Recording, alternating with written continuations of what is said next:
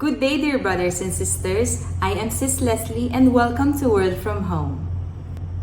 The Gospel of today was taken from the book of Mark, chapter 10, verses 32 to 45. This is Jesus speaking about his passion and resurrection again. And after this, he explains that the life of a disciple is a life of a servant, that he came to serve and not to be served, and to give his life as ransom for many. He is the true servant. Let me share to you my reflection.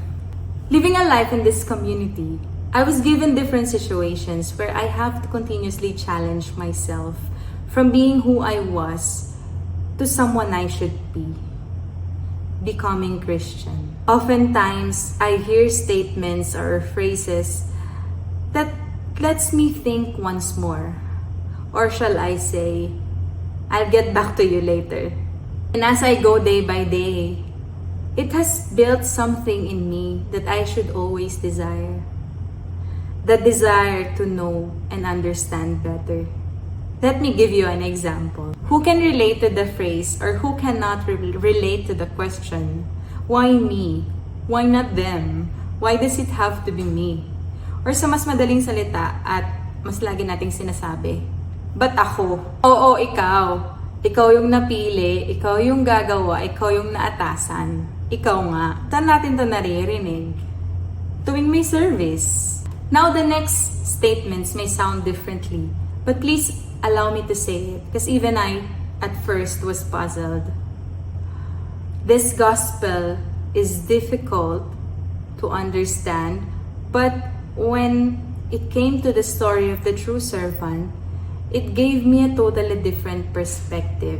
Sabi sa gospel, Jesus is the true servant and that He came to serve and not to be served. Paano? Halimbawa, when we are asked to do a certain service in the community or outside the community, we need to give something to someone, helping others, loving them, especially when it is difficult. What's our first reaction? But ako. And most of the time, how do we respond? We just do it. We pray, we go, we help, we give, we love, we serve. Why? Because it's not just us. It is the Christ in us that gets us going. He is the true helper, the true giver, the true lover, the true servant. Yes, a service is always an opportunity to give back to the Lord. But we can also think of it in a different way, that the Lord wants to use us too, or serve us too. He serves us by giving these gifts, sending these instruments, the skills, the talents that we need in order to fulfill these services. Let us not always think of how personal it is to serve, but how the Lord serves in us and through us. Let's be open and allow the Christian in us to move forward and let God do His wonders in us. So guys, it's not you, it's not me, it's Him. It's Him who will help you.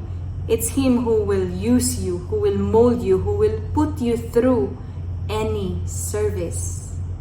Then we will be reminded of how the Christian in us, the Christ in us, use us in different ways.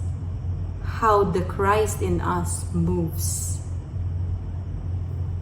And for that, may God be praised.